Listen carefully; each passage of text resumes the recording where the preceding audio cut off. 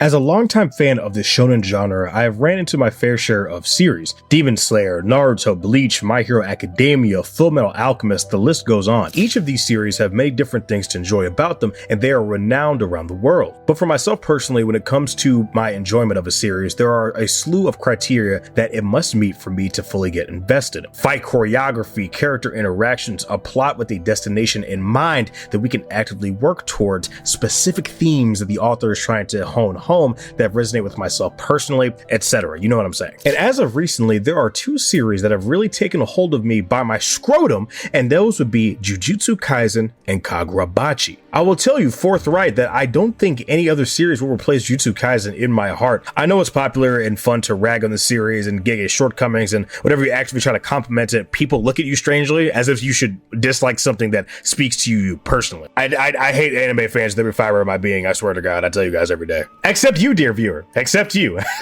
Please subscribe. If someone finds a series that speaks to them, you shouldn't attempt to take that away from them. Except Boruto fans. Sorry, y'all. I can't slander One Piece anymore because I actually have come to enjoy it, so y'all just have to deal with it. Sorry. Anyway, these two series have very good things going for them. Fantastic fights, heavy stakes for our heroes, but one of the strongest aspects about each of these stories respectively are the protagonists. I actively love rooting for both of these young men for some reasons that do overlap and some that are completely different.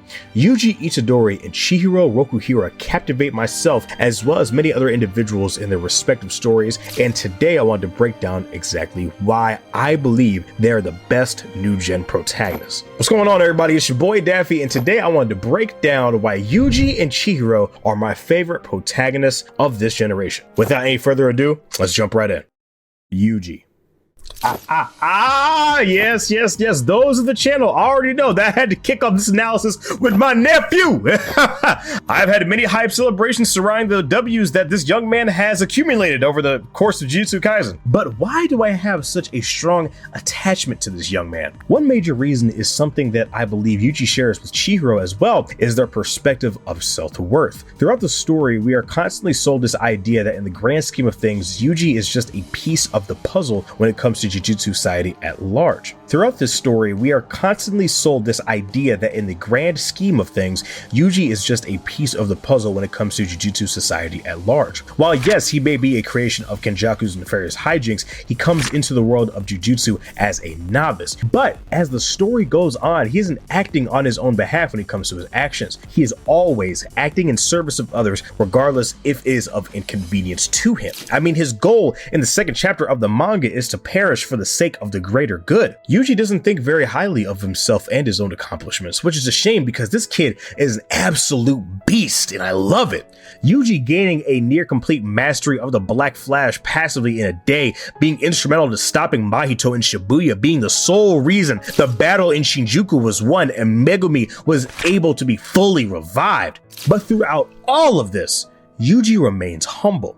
Not through an effort, it is just simply who he is. He knows that his time on this earth is limited and he will do what he was taught and save as many people as he possibly can with the knowledge that he has been given, and he isn't braggadocious in any capacity. He does the right thing, and that's that. There doesn't need to be fanfare or any celebration required whenever he acts. It's his natural instinct. It isn't something that requires any thought. When he befriended Junpei, it was effortless with how easily he was able to befriend this supposed social outcast. And when Yuji learned how broken and alone Junpei truly was, he dropped his fist to his side immediately and said, "I said all that without knowing what you're going through, but you can talk to me. I promise I won't judge you, Junpei." We see this mirrored exactly at Shinjuku's climax, where after fighting tooth and nail in a battle of attrition for Megumi's soul, Yuji looks with sadness at Megumi, explaining that he has no right to tell Megumi that he has to live. Yuji grew up with physical strength already blessed upon his body, so the idea of refusing treatment for an ailment that intense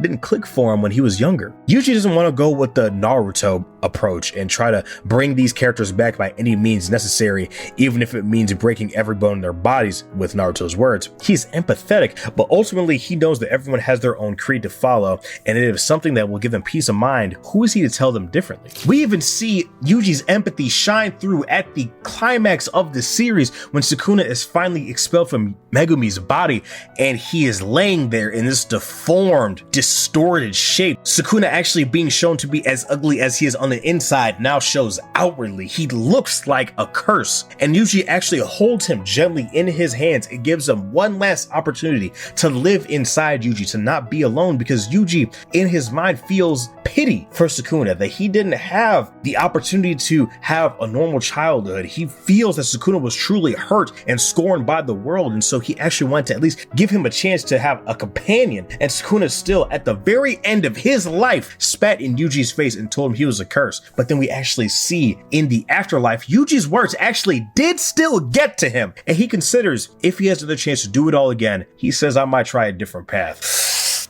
Y'all can never make me hate this series, man. What y'all talking about? I love Jujutsu Kaisen. I love this shit. Going back to the point that Yuji doesn't think very highly of himself, one of Yuji's defining characteristics is his cog mentality. While Kenjaku has repeatedly stated just how important Yuji is in relation to keeping Sukuna contained and the intricacies of their relationship, I mean, hell, Mahito would have been potentially larger than a special grade threat if he wasn't stopped in Shibuya by Yuji. But Yuji on multiple occasions says that even if he doesn't have a major effect on the world as it is now, it doesn't matter as long as he fulfills his role. He tells Mahito, maybe 100 years after my death, the meaning behind my actions will become apparent. In the grand scheme of things, I'm probably nothing more than a cog, but I'll keep killing curses for as long as I can. That's my role in all this. We have this reference in his fight with Choso referring to Gojo's rescue, his fight with Mahito that I just talked about, his attempted persuasion of Hikari to join Jujutsu Tech's side to end the culling games. I typically hate prodigal son stories, but it never felt like that to me. Yuji is at never point the strongest person in the show or on screen at the moment, unlike Midoriya from My Hero Academia near the end of the series. Yuji loses a decent bit as well, but unlike a certain somebody, invincible,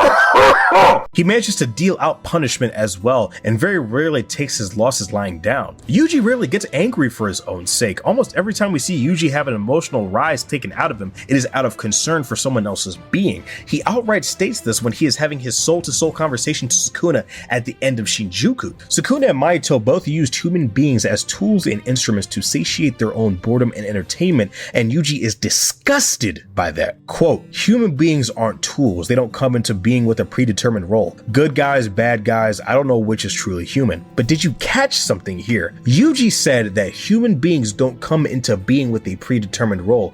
By the ending of the series, Yuji is actually free of this constraint on his psyche. He has come to understand that he is a human being just like everyone else, and he is free to change his mind, to change what he wants for himself on the day-to-day. His grandfather's last words aren't as strict as he thinks that they need to be. A good death doesn't necessarily mean dying for the greater good and cutting your life short. Creating memories and experiences should be a role for everyone, even if it's small. As long as you find your own life fulfilling, doing what you want to do and leaving this earth with no regrets, that is what should be considered a satisfactory role. Yuji carries a massive amount of guilt with him as well in the midst of and post Shibuya, but he tries to carry it with grace. He tells Higuruma when he is put on trial by Judge Man, I did it. I am not lying, nor am I going to deny it. But Yuji knows that he needs to save just as many people as he killed and be better. I love this, man. He takes on this responsibility head on and apologizes for his own weakness and simply wants to do better. Not to wallow in self-pity for an extended period of time like some series would have him do,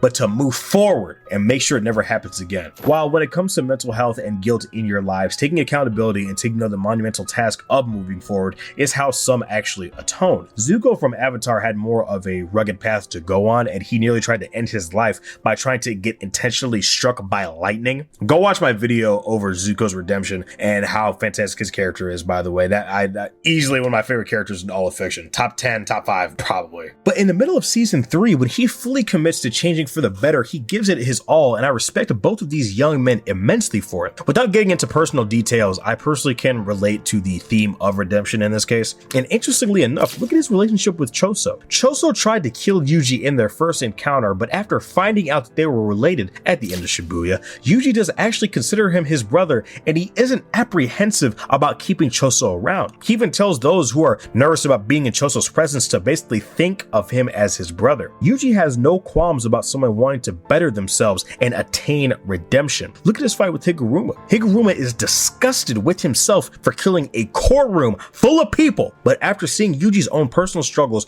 with the event in Shibuya that Sukuna caused, Higuruma wants to personally atone for what he did and help out however way he can. But he still can't bring himself to look Yuji in the eye, and Yuji tries to convince him that it's okay and he's actually doing his best now, and that's what matters. Yuji outright says after Todo saves him from Mahito, he apologized to Nanami and he says, "I'm sorry, I was using my sins as an excuse to run away. I will take on your fair share of suffering too." And I will say, while I'm not the biggest fan of that scene, I do think that Yuji has done a good job of moving forward and carrying that guilt with him, not letting it define him, trying to be a better man at the end of the day. Like Todo was saying, to keep moving forward, keep walking. That means something to me, man. Besides the themes that surround Yuji and his actual character, I love his design. It feels very modern, very sleek. His red hood and shoes differentiate him from the standard Jujutsu Tech uniform. Also, the Jinko jeans go hard, man. I mean, we should have never left that in the 90s. I mean, I say that like I wasn't in my dad's balls until like a month before the 90s ended. Part of the reason I love Yuji so much is his power set. It's bare bones, but it's very effective. I've said this many times on record that while I find beams and spells interesting in media,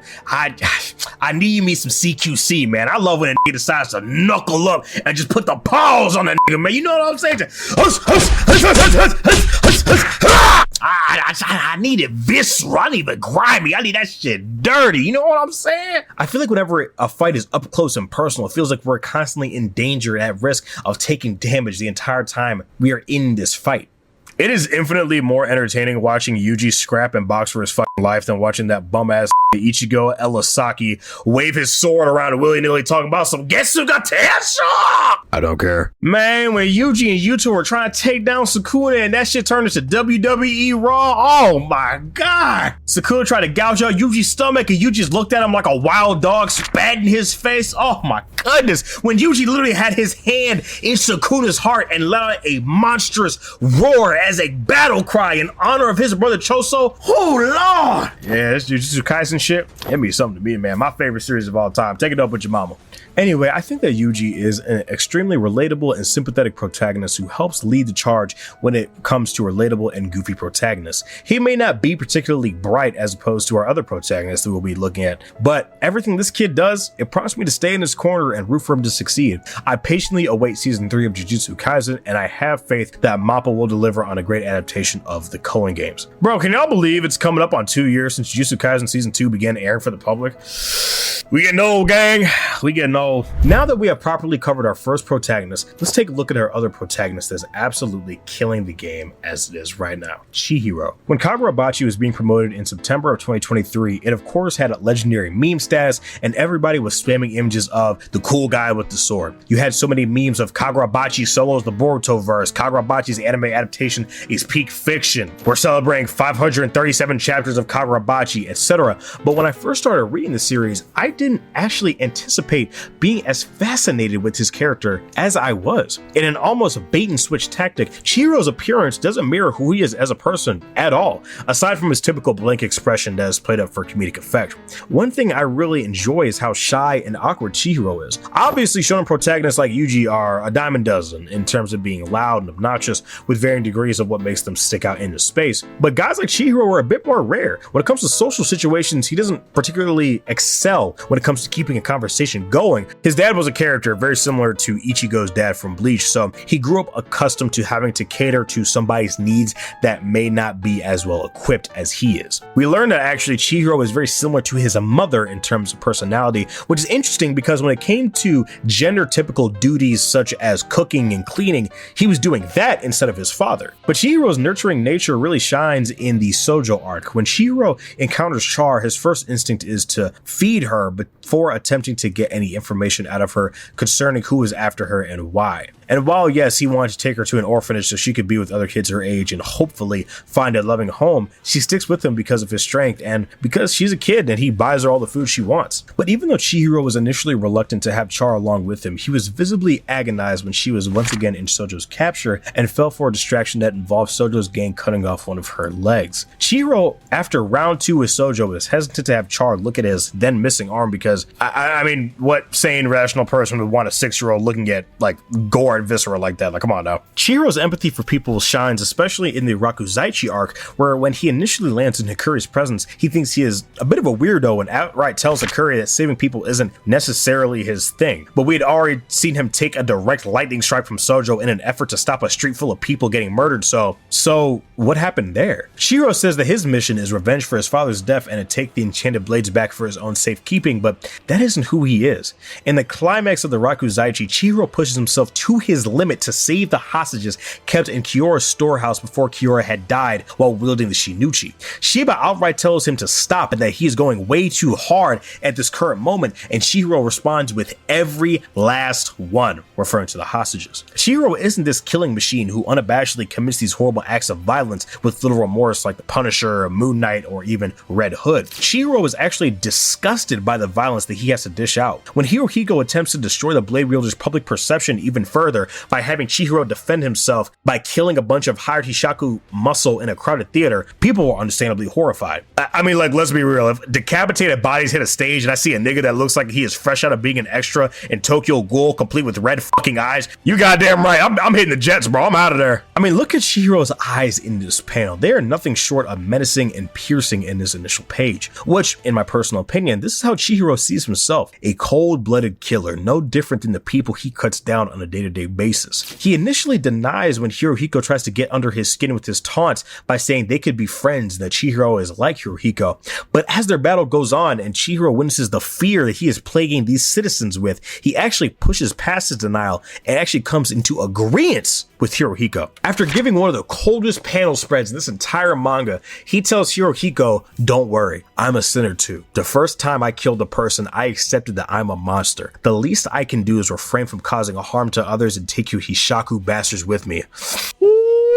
Hokozono punch in the cock in a boom boom, some serious fun, yeah. Now, obviously, is Chihiro being a bit melodramatic here? Of course. We have seen time and time again that he has a good and kind heart over and over, especially with an unshakable character, as Hiyuki vouches for him when he is on trial with the Kaminabi. He consistently portrays himself as this bastion of hatred and revenge, but when he saw Tenri that inadvertently killed himself for his father's sake, only to find out his own father used him as bait to guard a door that was already broken, he was disturbed. He couldn't imagine holding your own flesh and blood in such little regard. He isn't this heartless machine. He is simply just a young man who loved his dad and he misses him. Even disregarding his love for Kunishige, when it comes to the supposed heroes that his father worked with, Chihiro's perception of them is challenged and he doesn't take it well. Chihiro looked at the Blade Wielders as these courageous heroes that defended Japan with every fiber of their being. Samura even taught Chihiro a bit about swordsmanship in their short interactions together, so when Hirohiko lets it slip that Samura is actually the traitor that has been aiding the Shishaku in targeting the sword bearers, it takes Hirohiko repeating himself for it to actually land in Chihiro's mind as to what he just said. It's incomprehensible. Imagine Midoriya finding out that All Might actually aided in disposing of certain heroes in Japan. He would be nothing short of heartbroken. Chihiro believed in these guys, man, and even when directly confronted with Samura himself, he couldn't believe it. Samura tries to calm Chihiro down as Chihiro looks upon Uraha's dead body, and Samura tries to get him to lay Enten down at his feet and walk away. Chihiro takes up Enten in his hand and he says that if Samura is an enemy, he will kill Samura. He has to. He screams that he'll do it, but he is cut down by Samura instantly. Chihiro was threatening Samura, but his heart wasn't in it. He was trying to convince himself he could. He doesn't want to kill Samura. This guy was his idol, but yet again, we run into this idea that Chihiro thinks of himself as this heartless killer when he just isn't that at all. It isn't in his nature, which is why he has such a low opinion of himself, considering that he has saved countless people over and over up until now, especially Hakuri and Char. It is heavily alluded to multiple times over in the story that Hakuri would have tried to take his own life considering the abuse and shame that his family inflicted upon him, and Hakuri himself was so inspired by Chihiro's bravery against shoujo that it actually made him want to stand up and be better. Chihiro was one of the first people to fully put his faith in Hakuri and actually believe that he could be a brave and competent sorcerer no matter how odd he initially believed him to be. I love Chihiro so much, man. He is so compelling for me because he is constantly trying to convince himself that the emotional and physical scar on him defines who he is, but we know it's just not to be true. He isn't angry, he isn't hot-tempered, he is just sad. But he doesn't let that weigh him down from doing what is right and trying to leave someone better than when they first encountered him. And Chihiro's power set is extremely interesting as well. He isn't a punch-kick merchant like some people claim Yuji to be. He has his Tibu, Getsuga Tensho, Aka, which is reflectability, and Nishiki as disposal to aid him in battle. Chihiro doesn't charge into battle with a battle cry and a prayer on his hip. If Chihiro can formulate a game plan, he will stick to it to the best of his ability. And he has shown multiple times over to be able to think on his feet. And I do love the fact that Chihiro is able to reflect and change his ideals. We have him being challenged in the Sojo arc where he has to come to the understanding that these blades that he's trying to protect, these are weapons that could harm tons and tons and tons of people. These aren't just regular family heirlooms. And then we have him at the Rakuzaichi arc when it comes to the end. Initially, he wanted to take the Shinichi for himself, but he understands I can't make a seal properly. I cannot take the necessary precautions to do right by my father, to do right by other people that could be affected by this thing. I can't do it by myself. I have to ask for help. He puts his ego to the side. He changed his perspective. I like that. Chihiro's still very moldable. He's learning. He's stuck in his ways, set in one particular viewpoint. When confronted, he will consider it and he'll mull it over and he'll take in the information and come to his own conclusion. I like that a lot. I love both of these young protagonists equally, but I might say that Chihiro, if we're going like 50-50, Chihiro might be a 51 to Yuji 49. It's close. It's close. Ultimately, I love both of these young men as leads of their own respective stories. They both show an immense amount of heart, as in most shonen stories, but the way they conduct themselves and move about the world around them is what really moves myself personally. Again, there are great protagonists in this modern age of shonen media, but these two are my personal goats of this generation. It's me, your boy Daffy, guys. Let me know down in the comments below what you guys think of Chihiro and Yuji as the best protagonists of this generation. I'm very curious to see what you guys think. As usual, please make sure you leave a like and subscribe. Please make sure you join the Discord if you want to be a larger part of the community. And yeah, I will see you all in the next video. Y'all make sure you take care of yourselves, guys, and please have a damn good one. Peace.